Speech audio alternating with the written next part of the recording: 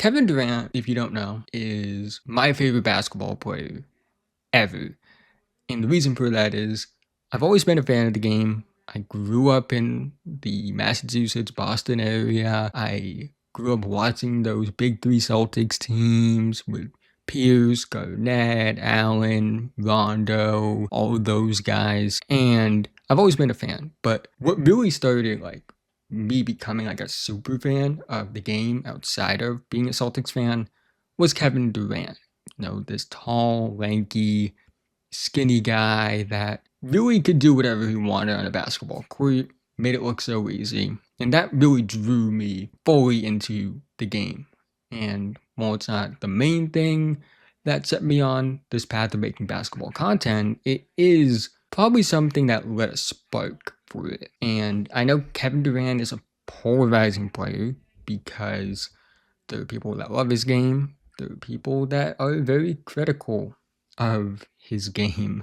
And it's very evident based on whenever you bring him up on the internet, his move to Golden State was something that was heavily criticized. It made him a villain. Looking at the fact that he does have 2 Finals MVPs, but you could argue that he wasn't the best player on those teams. That's a factor. He's never been a true number one on a title team. And while that may not matter in the grand scheme of things, because this is a top 15 player ever, when you compare him to other top 15 players ever, it is a bit more highlighted because he doesn't have that true number one season that they do on title teams. He doesn't have a 2011 Dirk Nowitzki run. He doesn't have a 2022 Steph Curry run, or any of the runs that LeBron has had.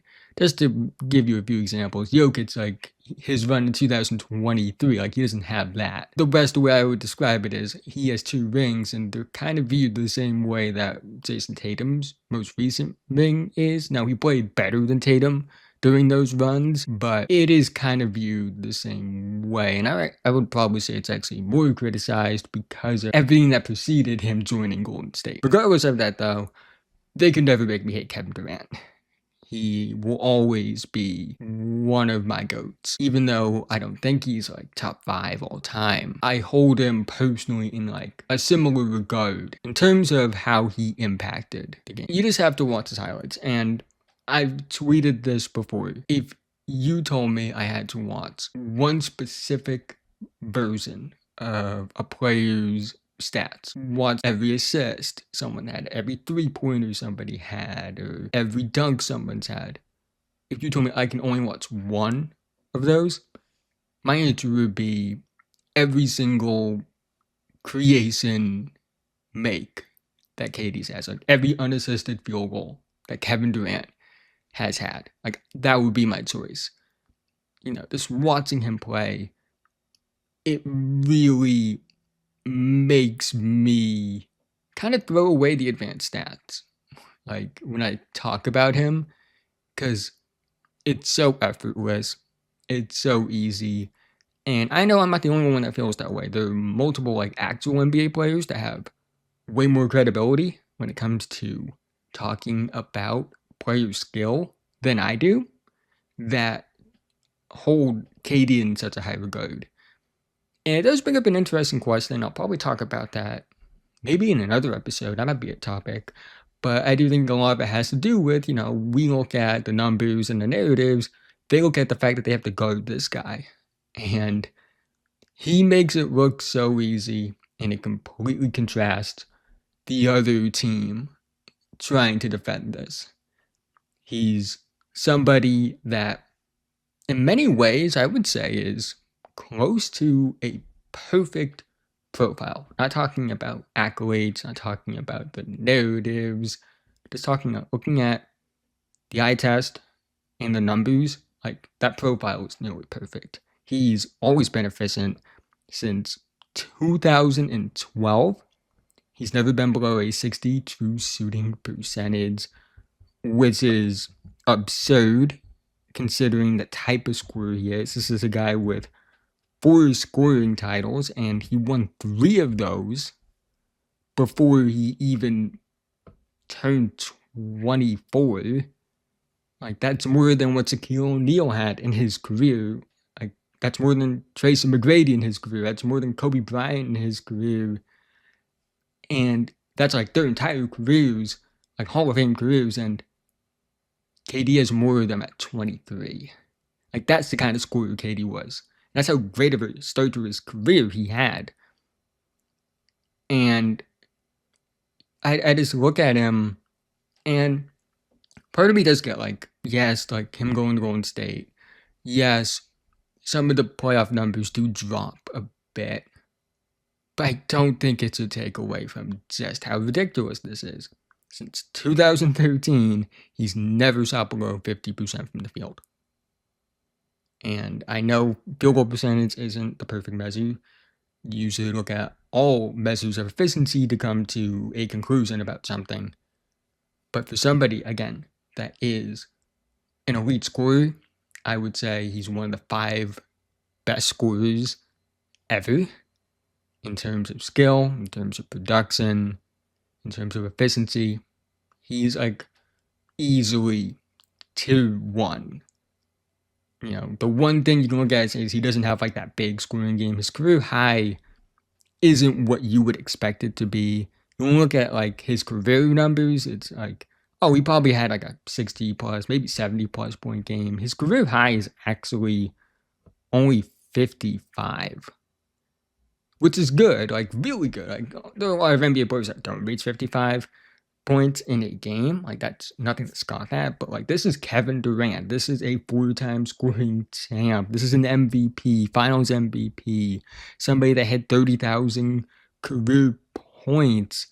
You know, and he hasn't hit that mark. Like, that's like the one thing. But like, if that's like the one thing, it's like, oh, you can score more than 55 points. And the reason for that is because you care about your efficiency. That's more of a personal gripe than actual thing. Like, yeah, it probably matters when you compare him to like the other tier 1 scorers, but you know, it doesn't matter then in terms of like overall. Like, he is one of the greats in terms of his scoring, and the advanced numbers are incredible. You know, he's consistently high 90s in estimated wins. He's consistently in the mid to high 90s in estimated box score plus minus, which is a measure of like, you know, your BPM per 100 possessions. It's not a perfect measure, but when you combine it with like his efficiency and his production, it does paint the picture that he's year in, year out, one of the 10 best players. And honestly, before the Achilles injury, consistently one of the top 5, and I would actually argue his Brooklyn years he was still top 5. But even with that, you know, I still think, like, despite the fact his impact numbers are elite, like his efficiency and production numbers are elite, the tape is still the most impressive thing. You know, he's kind of that trendsetter. You know, he's listed at 6'9", he's 6'11". Like, just watching him play, he's 6'11", with a handle for most of his career that doesn't make sense. Like, his ability to attack off the dribble, the ability to counter off instinct the way he did earlier and in his prime, like, that was special. And the fact that, like, it didn't look hard. Like, we see guys, and it does look a bit hard, even though they are, like, elite creators. Like, Jason Tatum is a great example of that. Anthony Edwards is a great example of that. They're special creators, but it does look like they put a lot of effort into it. KD, it just looks so effortless. And even though we had this elite handle and he would pull out dribble combos, what made him so special was he only needed 2 to 3 dribbles to get whatever he wanted. Because of his height, because of his stride length, because of the advantage he had over defenders. Like, he only needed like a handful of dribbles. No pun intended.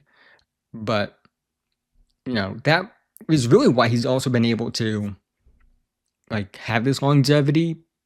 He's really underrated. Like, he's 36, turning 37 this year, and he's still averaging like close to 27 points, for him at 64 true shooting percentage.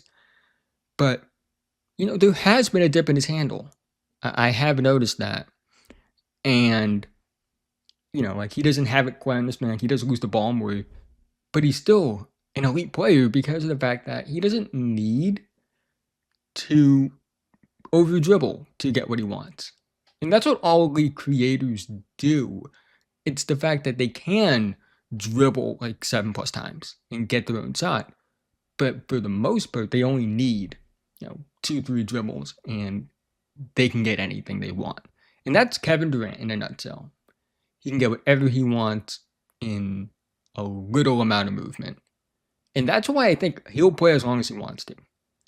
He talked about he doesn't plan on playing long. He's already 36. I don't know how many years he has left. I feel like he has at least 5 more years of good basketball left in him.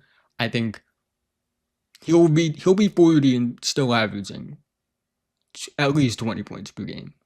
If he decides to play that long, we don't know that, but he can play for a long time. He's not the genetic freak that LeBron is, but he does have that same. He can play for as long as he wants. He can be 50 and still be a spot up shooter for some team. He's that good.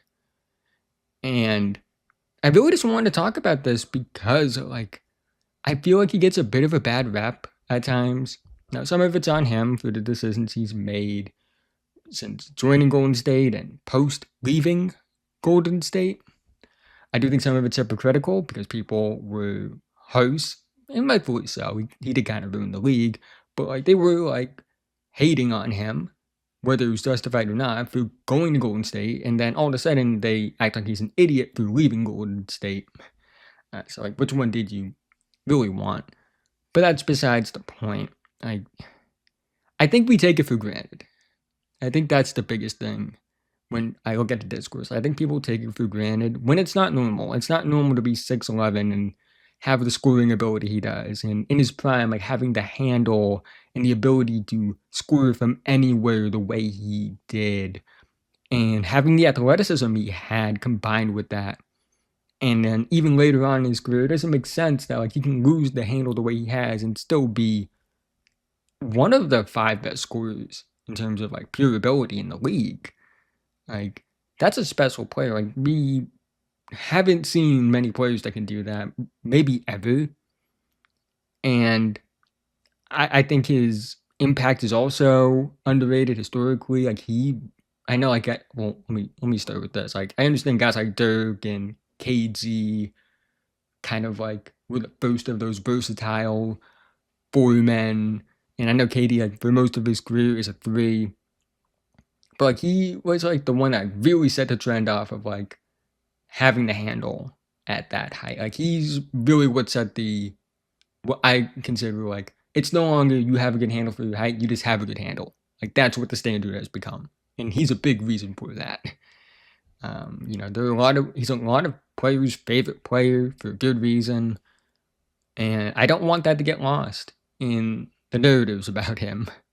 You can criticize the fact that he's never been a true number 1 on a team that won a title. You can criticize the fact that he probably took the easy way out going to Golden State.